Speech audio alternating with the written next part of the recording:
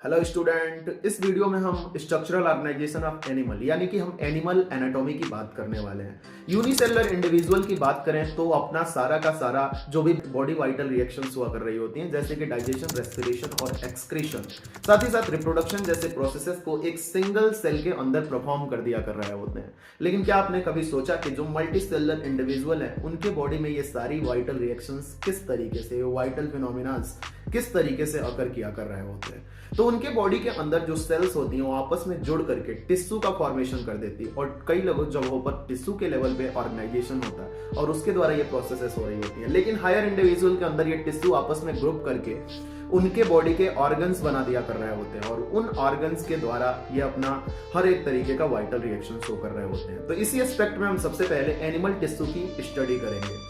Animal tissue word सबसे पहले निगेली नाम के साइंटिस्ट के द्वारा दिया गया था, और एनिमल टिश्यू को ऑर्गन बनाने के बेसिस पर 4 ग्रुप में डिवाइड किया जा रहा होता है। पहला ग्रुप होता है एपिथेलियल टिश्यू का, दूसरा कनेक्टिव, तीसरा मस्कुलर और चौथा यहाँ पर न्यूरल टिश्यू हुआ कर रहा होता है। इनके ओरिजिन की बात करें तो एपिथेलियल टिश्यू जो होता है वो एक्टो, मीजो और इंडो तीनों लेयर के द्वारा बनाया जा रहा होता है। वहीं पर कनेक्टिव टिश्यू और मस्कुलर टिश्यू केवल और केवल मीजोडर्मल ओरिजिन के होते हैं, और नर्वस टिश्यू हमेशा ही एक्टोडर्मल ओरिजिन का हुआ कर रहा होता है। तो सबसे पहले हम बात करें एपिथेलियल टिश्यू की, तो एपिथेलियल टिश्यू वर्ड का मीनिंग हुआ कर रहा होता है एपिथेलिया या लेयर, या सीधे सीधे देखें तो ये बॉडी ऑर्गन्स के आउटर साइड की मेम्ब्रेन्स को और इनर मेम्ब्रेन्स को बनाने का काम किया कर रहे होते हैं। इनके अंदर फ्लूइड भी भरा हो सकता है, और साथ ही साथ ये एक्सटर्नल एनवायरनमेंट से जुड़े रहते हैं, तो जिसके वजह से ये प्रोटेक्शन जैसे प्रक्रियाओं में भी हेल्प किया कर रहे होते हैं।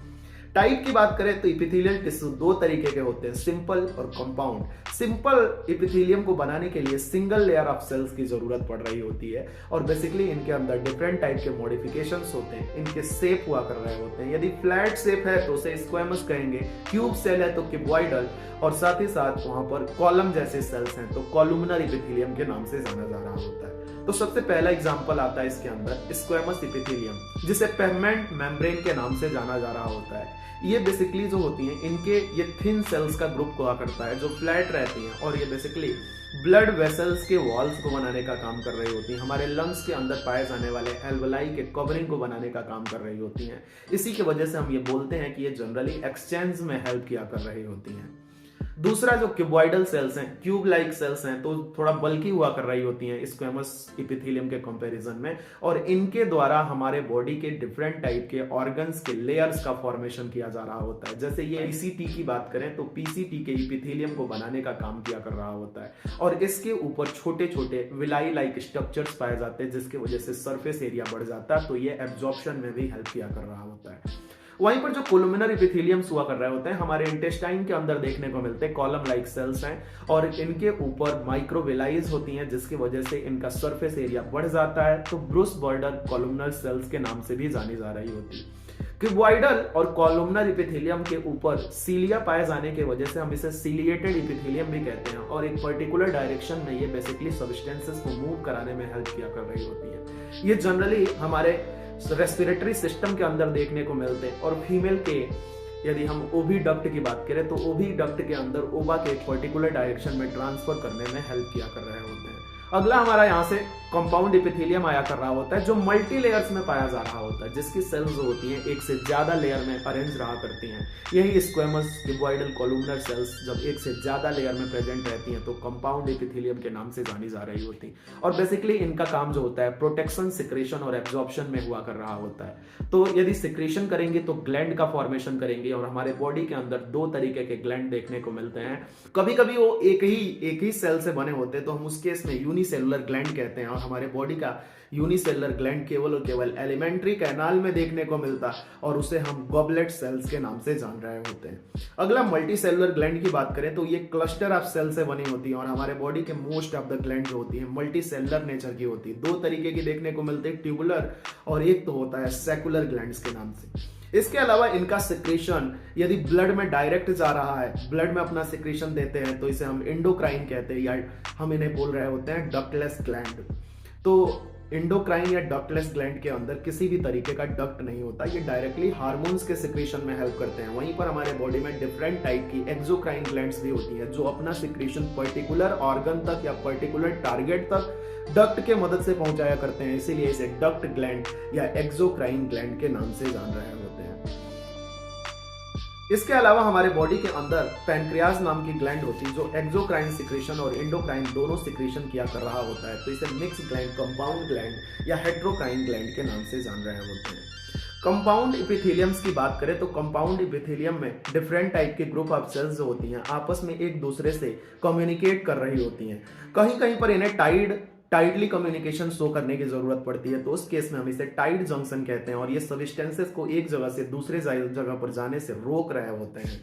दूसरा होता है एडहेरिंग जंक्शंस, जब सेल्स को आपस में जोड़ना होता है, लिंकअप करना होता है कि एक दूसरे से दूर चली नहीं जाए, तो उसके लिए हमें एडहेरिंग जंक्शन का फॉर्मेशन करता है। लेकिन कभी कभी हमें क्या करना होता है, दो सेल के बीच में सब्सटेंसेस का एक्सचेंज करना होता है, तो उस केस में हम गैप जंक्शन का फॉर्मेशन कर रहे होते हैं।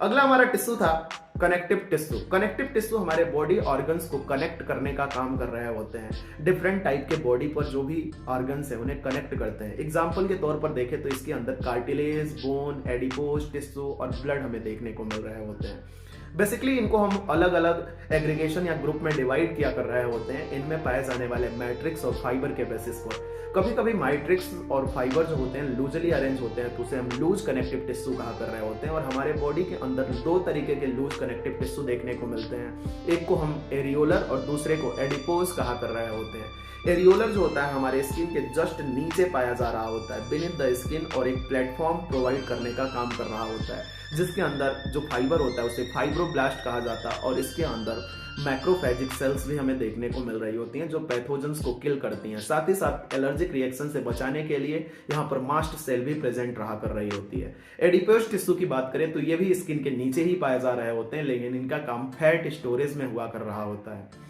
दूसरा ग्रुप होता है कि जब फाइबर और मैट्रिक्स जो होते हैं आपस में डेंसली अरेंज हो जाए तो उससे डेंस कनेक्टिव टिश्यू का फॉर्मेशन होता है। और इनके अंदर के जो फाइबर्स हैं, फाइबर का अरेंजमेंट किस तरीके का है उसके बेसिस पर ये दो हैं, डेंस रेगुलर और डेंस इरेगुलर।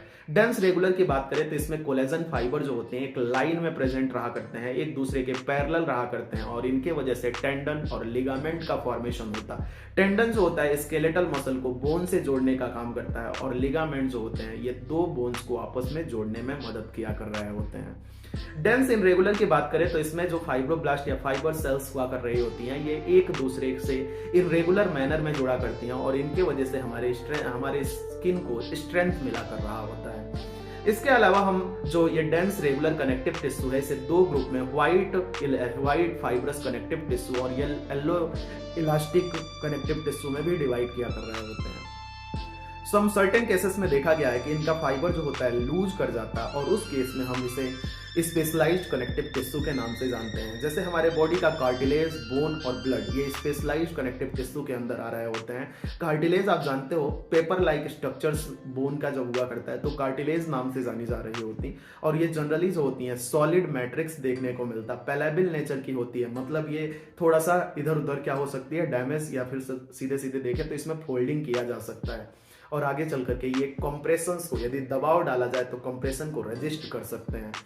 एम्ब्रियो के अंदर बहुत सारे ज्यादा नंबर में हमें कार्टिलेज देखने को मिलते हैं, लेकिन हमारे बॉडी में आते आते बहुत सारे कार्टिलेज बोन में कन्वर्ट कर जा रहे होते हैं, और ऐसी बोन को सिसेमॉइड बोन के नाम से जाना जा रहा होता है। Second specialised connective tissue bone कहा जा रहा होता, और बोन के अंदर बोन को बनाने वाली जो सेल्स होती हैं उन्हें ऑस्टियोसाइट कहा कर रहे होते हैं। ऑस्टियोसाइट सेल्स जो होती हैं वो एक बीच में सर्कल होता है जिसे लैकनी कहते हैं, उसके चारों तरफ एक पर्टिकुलर मैनर में अरेंज रहते हैं, जिसके वजह से यहाँ पर इसका मैट्रिक्स जो होता है वो हार्ड हो जाता है और नॉन पैलेबल ग्राउंड सब्सटेंसेस का बना होता है, जिसके अंदर हमें कैल्शियम नाम का मेटल और कोलेजन फाइबर्स देखने को मिल रहे होते हैं, जिसके वजह से बोन हमें स्ट्रेंथ दिया कर रहा होता है और हमारे बॉडी का फ्रेमवर्क बनाता है, जिसकी वजह से ये स्केलेटल सिस्टम का पार्ट हो जाया कर रहा होता है। बॉडी के सभी जो मोस्ट इंपॉर्टेंट ऑर्गन है उनको ये सुरक्षा देने का भी काम किया कर रहा होता है। हमारे बॉडी के अंदर डिफरेंट टाइप के बोन्स हैं, जिसमें लिम्ब बोन जो होती है वो हमारे बॉडी के वेट को बियर करने का काम कर रही होती हैं, और इन्हीं को एक लोकेशन से दूसरे लोकेशन मतलब मूवमेंट कराने के लिए, बोन को मूवमेंट देने के लिए यहाँ पर मसल्स पाई जा रही होती हैं। अगला हमारा है ब्लड। ब्लड की बात करें तो ब्लड के अंदर प्लाज्मा और ब्लड सेल्स पाई जा रही होती हैं। ब्लड सेल्स 3 तरीके की होती है, आरबीसी, डब्ल्यूबीसी और प्लेटलेट्स। ब्लड का मेन काम जो होता है वो गैसियस ट्रांसपोर्ट में हुआ कर रहा होता है। ऑक्सीजन गैस और कार्बन डाइऑक्साइड गैस को हमारे बॉडी के डिफरेंट लोकेशन में ये रोटेट या सर्कुलेट करने का काम कर रहे होते हैं, जिसकी वजह से यहाँ पर ब्लड वेस्कुलर सिस्टम का डेवलपमेंट या ब्लड सर्कुलेटरी सिस्टम का डेवलपमेंट होता है, जिसकी डिस्कवरी विलियम हार्वे के द्वारा किया गया था। अगला हमारा टिश्यू है मस्कुलर टिश्यू। मस्कुलर टिश्यू की बात करें तो यहाँ पर मसल फाइबर जिसे मायोफाइब्रिल्स कहते हैं और इनके फ्लूइड को हम सार्कोप्लाज्मा कह रहे होते हैं। ये डिफरेंट टाइप के हमारे बॉडी के मसल्स बनाने में हेल्प किया कर रहे होते हैं। पहली मसल होती है स्केलेटल मसल, दूसरी मसल होती है स्मूथ और तीसरी को हम यहाँ पर कार्डियक मसल कहा कर रहे होते हैं। स्केलेटल मसल ऐसी मसल्स को कहते हैं जो हमारे बोन से जुड़ा रहती है और ये हमारे बॉडी को मूवमेंट देने में हेल्प किया कर रही होती है। इनके बीच बीच में धारियां पाई जाती है जिसकी वजह से स्टेरिएटेड कहा जा रहा होता है और साथ ही साथ ये जो होती हैं वॉलेंट्री नेचर की होती हैं। वॉलेंट्री कहने का मतलब यहाँ पर ये है कि हम अपने ब्रेन के मदद से इनके अंदर मूवमेंट जनरेट कर सकते हैं। इसके अलावा हम स्मूथ मसल की बात करें तो ये हमारे बॉडी के अंदर जो भी हॉलो ऑर्गन्स हैं उनके लाइनिंग को बनाने में हेल्प किया कर रहा होता है और ये स्केलेटल मसल के कंपैरिजन में थोड़ा वीक हुआ कर रहा होता है और इसके अंदर अलग अलग तरीके के जंक्शंस होते हैं और ये जो होती हैं ये 2 तरीके की हमें देखने को मिल सकती हैं, यूनिसेलुलर और मल्टी सेलुलर के फॉर्म में देखने को मिल सकती हैं। Smooth muscle non voluntary nature की होती है, किसी भी तरीके का स्टेरिएशन इनके अंदर देखने को नहीं मिलता।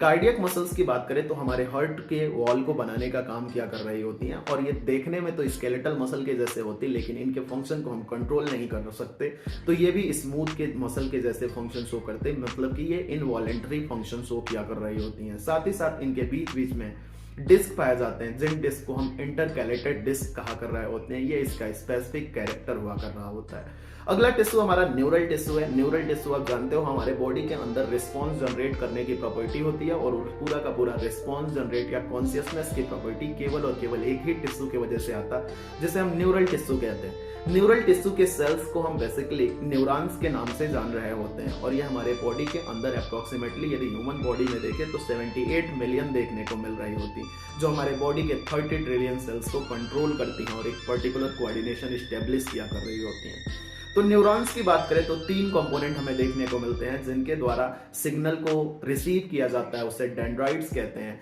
ये लॉन्गिट्यूडनल ब्रांच सेल्स हुआ कर रही होती हैं और इनके बीच में जो न्यूक्लियस का हिस्सा होता है जहां साइटोप्लाज्म भरा होता है उसे साइटोन के नाम से जानते हैं, लेकिन ट्रांसमिशन को दूर करने के लिए इनसे दूर भी तो हमें पहुंचाना पड़ेगा और उनके लिए यहाँ पर एक्सॉन पाया जा रहा होता है। एक्सॉन के ऊपर कभी कभी माइलिन शीथ की लेयर पाई जाती है और बीच के खाली स्पेसेस को ये बीच बीच में लाइनिंग्स पाई जाएंगे जिसे नोड ऑफ रैनबियर के नाम से जाना जा रहा है। माइलिन शीथ जब रहेगा तो माइलेटेड कहेंगे, जो माइलिन शीथ नहीं पाया जाएगा तो नॉन माइलेटेड शीथ कहा कर रहे होते हैं।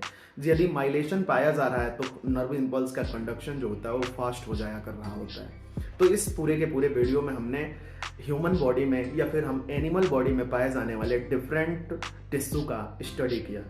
Okay, thank you to watching my channel videos.